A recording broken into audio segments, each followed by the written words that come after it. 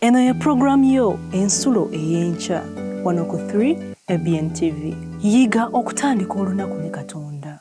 Abaagalwa bassebo ne bannyabo abatulaba kusinziira ku 3 ABN TV. Tubaaniriza nnyo enkyene ya leero. Mwebale kutwegattako nga tutandika olunaku.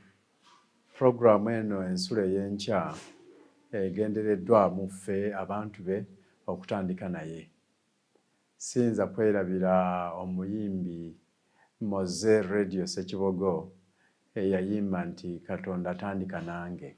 Kw'okuba bw'owuliriza oluyimba olwo owulira nga kirungi nnyo okutandika ne Katonda. Olw'ekyo management ya 3ABN tugyebaza okulowooza nti tulina okutandika ne Katonda. Weewaawo n'ekkanisa okutwaliza wamu eteekateeka ebyokuyiga bino yakitwala nga nsonga nkulu nti omuntu yenna agwana okutandika ne Katonda kubanga era ffenna tuli bantu be. Mwasuze mutya nno bannaffe. Okubaweereza enkyene ya leero nze James Murangwa Kaliisa nga ndi muweereza mu kkanisa y'Aba-Advent okusinziira wali e Nanganda Seventh Adventist Church era nga mpeereza ng'omukadde w'ekkanisa. Nanganda kiri mu busumba bwa Bungasoya District. Olw'ekyo gye nsinzidde okubaweereza. Enkyene ya leero tugenda kuba n'ekyokuyiga ekiriko omutwe ogugamba nti Kafankunaayo.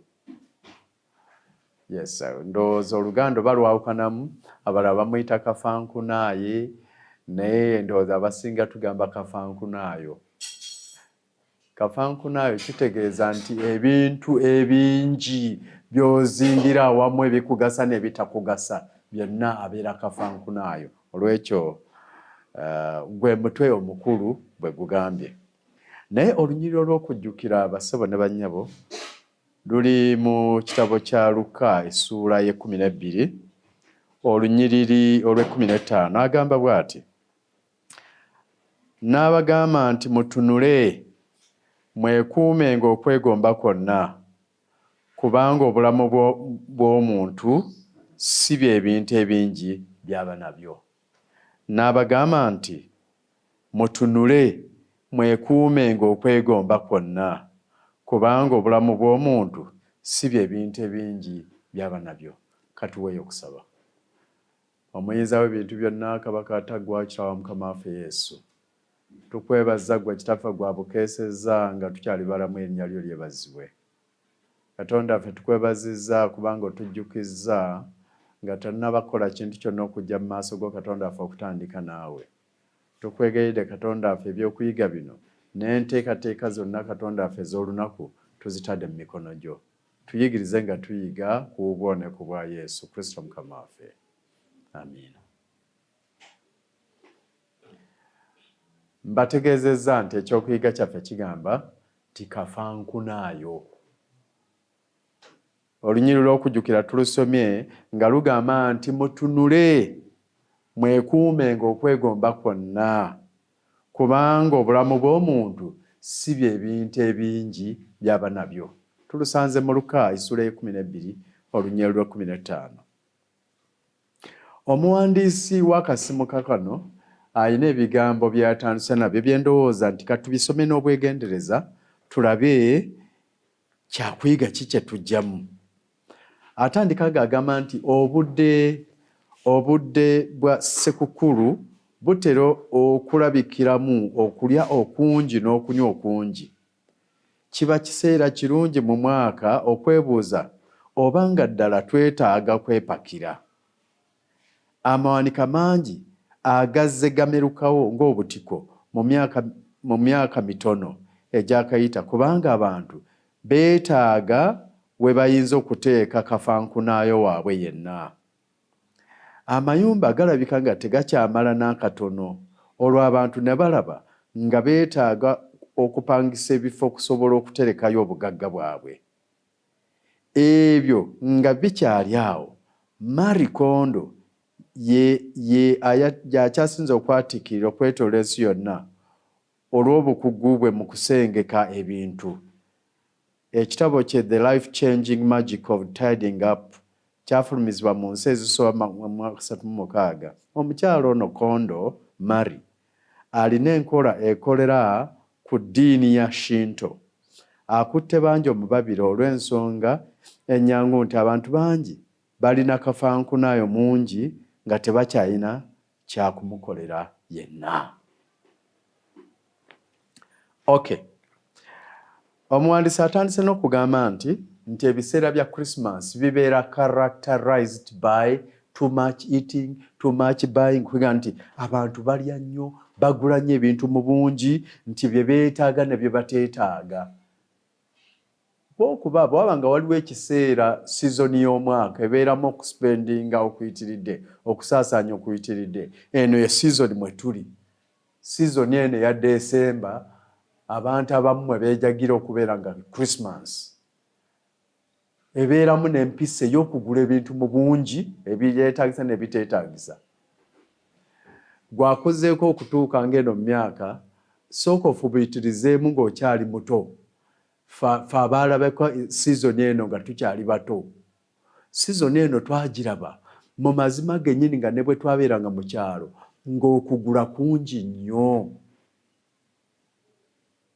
Era ewaka twafumanga emmere. Naye ndowooza nga tulinga bantu ndowooza nga 7. Naye ng'emmere bafumanga mu bumbo buli esseppiki nga bafumbidde munene nnyo naye ng'emmere eri waggulu bw'eti.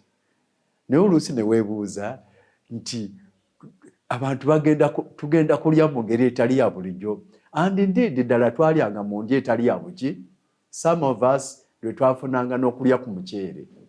Naye mu mazima gennyini kwabanga kwepakira kwennyini. Kubanga nze nakulya wa kojja wange. Bwe twabanga tetusente, ekyamazima nga bw'agenda okugula gundi, nga agulira ddala nga kiro 10 ez'ennyama. Naye weebuuze, kiro 10 ez'ennyama ku famire y'abantu 7, what for? Kati omuwandiisi kyavudde agamba nti Kafankunaayi. Naye bwe yamalanga okugula nga kiro 10 ez'ennyama, kyokka nga n'enkoko weeziri. Okiraba? Nga n'enva endala weeziri.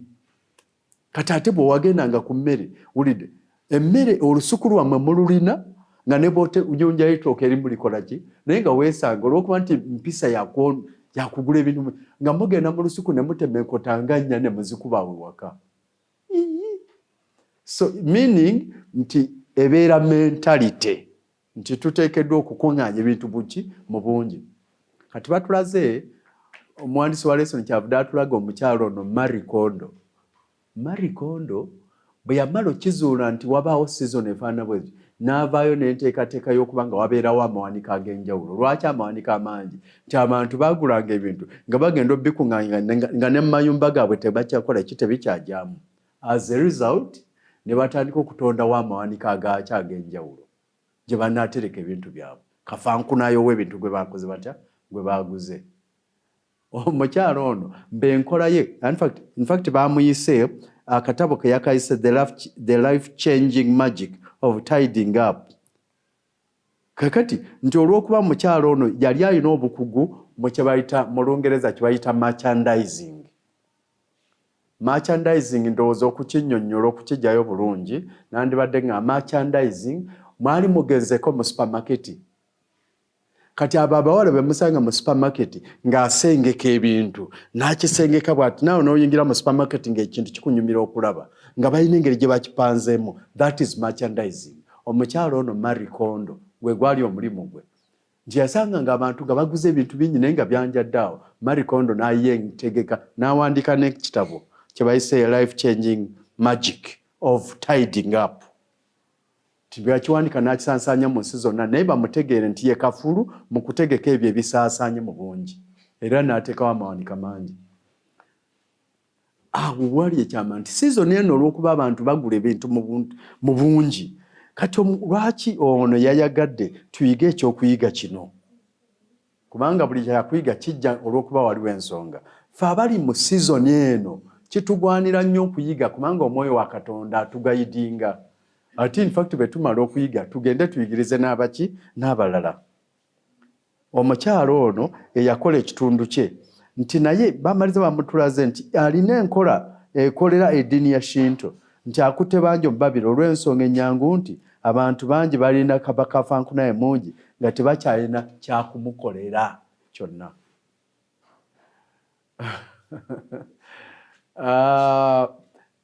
Singa mbadde nsobola gwantunuulira nga nsobola okutuuka ewuwo ddala naawe ewuwo twandituuseewo nga waliwo ebintu ebiri awo nga byandibadde ebyomugaso naye ng'olabika tobikola kyaga tobyetaaga naye nga wabiguzewo ebiri.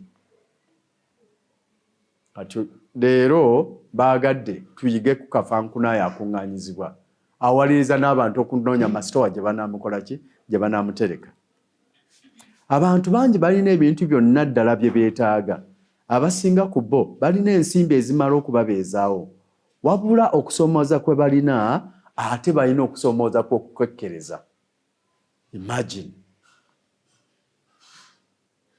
Nti ebintu bye tulina ebyandibadde bitumala mu bulamu twandibadde tubikozesa okusinanga bubi nti era ati bwe tumaliriza okubikuŋŋaanya ate mwattu ne tudda mu nkola y'okukekkereza and yet we have enough. Kakati babamala oli bw'amala okukekkereza ne bimaliriza ng'ebimu bivunze tabigabye tayambye balala tabitadde mu mulimu gwa Mukama bivunze kubanga ate yagenda mu kubikekkereza. Kino nakyo njagala tukikaanyeeko. Kola flashback ewuwo mu wardrobe yo genda mu kisenge kyo. Kola flashback naddala abakyala. Maybe nga maama wange gwe sitaddeemu kubanga sirowooza nti alina bingi nnyo byakoza ki. N'abakyala muyina mutunwe mu wardrobe zammwe mugenda ne mugula engoye mu bungi kubanga mu buli lunaku muba mugula engoye tewali kagoye kabayitako. Nti ne waliwo bye mukuŋŋaanye nga temubyetaaga ne mubiteeka eyo ne bikoki Mukama abawadde ebibamala mu bulamu. Naye bw'amala okubikuwa mu bulamu ebikumala ate n'otandika okubanga byonoonekera eyo. At the same time gwe gwawadde ebimala ate akulengeza n'abatalina bibamala. Naye n'omaliriza ng'obiggalidde mu wardrobe yo ne bikoze bitya kubanga olugoye olwambalira wiiki emu oba bbiri oba ssatu. Imagine.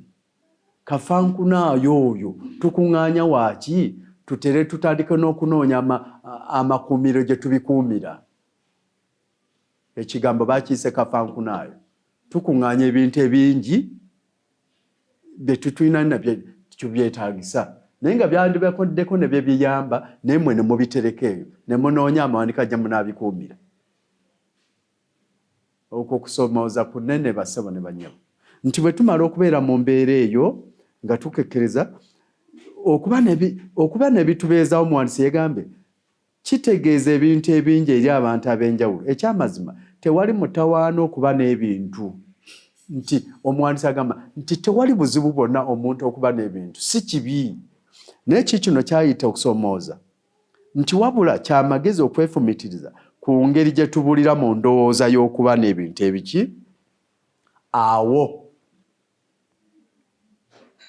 Okusomooza kuli ku ebyo ku budde n'obudde bwetteeka mu kulowooza n'okukola nga ebirowoozo byaffe byennyise mu kunoonya ebintu ebiki ebingi. Ne watabeerawo kiseera kya Katonda waffe ne watabeerawo kiseera kirala naye ne tubulira mu kunoonya ebintu ebiki ebingi. Bayibuli byatulaze omuwandiisi w'akasimu kakano kye yatulaze nti ate tumaliriza nti ne bwe tumala obifuna edda eri gye twakulira twalingayo omusajja waffe ku kyalo yali mugagga bwe yalina ennyumba nga nnene. Ekyamazima ffe waffe twateranga ne tugamba nti osobola n'okubuliramu. Naye olumu twebuuzanga naye kakati eyo ennyumba yonna yazimba yaki? Kati ebyo ebisenge byonna byaki? Kati kyekimu ekiyinza okubanga bino nti kituufu omuntu asobola okuba n'ekintu nga talina kyakikoze naye nga yazimba obwaguga bw'ennyumba bwe buti tayinza gisulamu naye era nga taleese oba oliawo n'abantu okugibeeramu abeetaaga okulu. Naye ekintu ne kibeera nga jasi nnyumba nnene yazimbibwa naye nga terimu bagibeeramu naye ng'oli yazimba. So nga Katonda yali akuwadde obusobozi okumanya engeri gy'ogenda okukozesa obugagga bw'akoze atya bw'akuwadde. Kafankunaayo bwe tukuŋŋaanya atugasa ki? Kati kyavudde atugamba nti kyavudde atugamba nti wabula kyamagezi okwefumitiza ku ngeri gye tubulira mu ndowooza y'okuba n'ebintu. Abaagalwa, enkyene ya leero omwoyo w'amagezi katujjire tuleme kubulira mu ndowooza y'okunoonya ebintu. Tunoonye ebyo ebyetumala. Akasisimuka ke twasomye endowooza olunaku lw'eggulo kaatugambe nti okutya Mukama okutya Katonda n'obutayaayaananga ge magoba amangi. Ate wano olwaleero nakugamba nti tutunule nti twekuume okwegomba kw'ekina. Nti kubanga obulamu bw'emuntu si by'ebintu ebingi by'aba nabyo. Nti osobola okubeera n'ebintu ebitono naye ng'oli muntu wa Katonda ali guided.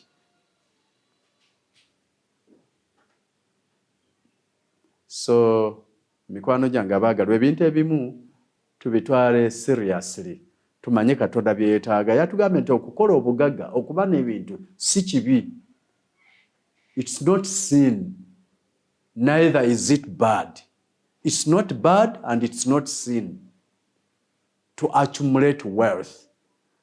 Ne obuzibu buli mu kubulira mu ebyo bye tukola. Kwega Katonda n'atalabika ffe ne twenyikira ddala mu bintu, mu ndowooza zaffe n'obulamu bwaffe bwonna ne tumubulira mu bintu kubanga tubikoze mu bungi. Kyavudde agamba twegendereza we wali okusoomooza. Atugambye wano era atugambye nti Ssekukkulu etuwa omukisa okujjukira okuleetera Yesu ebirabo byaffe, okuvumitiza ku ngeri gye tuyinza okwesaasaanyizaako ekitono naye ne tuteeka bingi mu mulimu gwa Katonda. Lowooza obanga Katonda omuwa ekimala ku nsimbi zo, obudde n'ebirowoozo, wadde nga tuvulugira mu bintu nga n'ebintu tetubyetaaga, omulimu gwa Kristo gubonaabona olw'obutaba na bikozesebwa. What a challenge! What a challenge! Nga kusoomooza kunene abaagalwa. Atugambye lowooza ku ebyo by'osaasanyiza mu bintu by'oteetaaga bw'ogerageranya n'omulimu gwa Katonda ogubuliddwa ebikozesebwa ng'ate gwe oli mu kusaasaanyiza ensimbi mu bintu by'oteetaaga. Gwa ndaba kitegeera obugagga Katonda bw'atuwadde. Atugamba mu Zabbuli eya 24 atugamba nti ensi ya Mukama n'okujjula kwayo, ensi zonna n'abo abazituulamu. Ensi ya Mukama n'okujjula kwayo, ensi zonna n'abo abazituulamu. Nkusaba okitegeere nti oli omu kwabo abatuula mu nsi ya Mukama, nti obugagga bw'olina bugagga bwani? Bwa Mukama. In fact bwe yayongera agamba nti n'ente eziri ku ttale zize. Olwekyo ng'okozesa obugagga kitegeere nti the way you spend, engeri gy'obulira mu bintu ebyo Katonda yabikuwadde, naye bw'otaabikozese bulungi, at the end of the day ojja kukungula butaliimu. Wano atugambye tulowooze kinene omulimu gwa Katonda engeri gye gulaakinze ebikozesebwa naye nga gw'oli mu kuvulugira mu bugagga bw'ebintu Katonda mu Kafankunaayi. Omulimu gwa Kristo gubonaabona olw'obutaba na bikozesebwa. Gamba nti kitalo nnyo. Mukama omulimu gwe tegwandidoobye ng'ate ffe atuwadde obugagga. Kati wano kyavudde akugamba nti abakulembeze b'ekkanisa ntwala abakadde b'abasumba nti nga bavujjirira abaweereza b'enjiri n'emirimu gy'obuweereza, tulina okujjukira nti obuwanika bw'obukristaawo tebukwata ku bagagga bokka. Katonda ayita buli muntu okukomyawo ebitundu bye-10 awamu n'ebirabo. Katonda agamba nti muleete ekitundu kye-10 awamu n'ebirabo mu ggwanika lyange.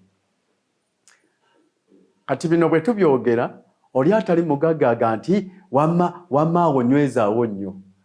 But the assessment is Katonda atuyita ffenna bw'ayogera eggwanika, bw'ayogera abawanika tayogera bagagga bokka, nti naye na buli muntu yenna kitugwanira okuleeta ebyobugagga bwaffe buli omu mu busobozi bwe, tukomyewo ebirabo n'ebitundu eby'ekkumi. Ennyumba ya Mukama eryeko ebeeremu emmere, wulidde, ennyumba ya Mukama eryeko ebeere n'ebikozesebwa, omulimu gwa Mukama guleme kudooba. Nti ekyo bwe tunakiwa tujja kuba tukoze ekintu ekikulu. Tine bwe tutaakola ekyo tujja kuba Katonda nga tumunyaga, kubanga tubuuza nti twakunyaga ddi. n'alyoka atwanukula bwe mutaleeta ebitundu eby'ekkumi ebiramba n'ebirabo twamunyaga. Olw'ekyo Kafankunaayi gwe tukuŋŋaanya bassebo ne bannyabo nga mmaliriza. Kafankunaayi gwe tukuŋŋaanya oyo tetugenda kumukungula. Tuleme kwekuŋŋaanyizaako bintu bye tuteetaaga. Katonda akimanyi bye twetaaga. In fact awamu Bayibuli kyava egamba nti bwe munaafunanga ebyokunywa n'ebyokulya n'ebyokwambala ebyo bibamalenga. But sometimes you have something in plenty n'ate ne tubimisuzinga to the extent nti omulimu gwa Katonda gusigala nga gulaakinga ebikozesebwa. Mbabuulira nange naye buulira bassebo ne bannyabo. Katubeere directed n'omwoyo wa Katonda atugayidinge okulaba nga atukozesa omulimu gwe. Mu kiseera kino ekisembayo naddala nga tuli mu sizoni eno ey'ennaku enkulu bye tukuŋŋaanya byonna bye tusipendingako tukakase nti omulimu gwa Katonda gusigadde gugenda mu maaso. Katugambe nti naye oba oli awo tulifumiitiriza ku byenkano bye twateeka mu mulimu. Kubanga agambe nti Yesu bw'alikomawo tetulijjukira kyenkano kye twalina ku nsi. Nti naye kye tugenda okujjukira kyenkanawa kye twateeka mu mulimu gwa Katonda. Yesu bw'anaakomawo bye twalina ku nsi ne bye tukuŋŋaanyiza ku nsi ebyo memories tezijja kubijjukira. Nti naye instead memories zaffe zijja kujjukira ebyo bye twateeka mu mulimu gwa Katonda. So nga tetunaba kutuuka mu kiseera ekyokusaalirwa bassebo ne bannyabo abaagalwa. Katuspendinga wisely tukole ne Katonda affe. Ensonga lwaki wano ku 3ABN TV tugamba nti ensulo ey'enkya. Ensulo eyo kwekulukute mu bulamu bwo obeere guided n'engeri gy'osipendingamu okulanga omulimu gwa Katonda gwo tegulekebwa bbali.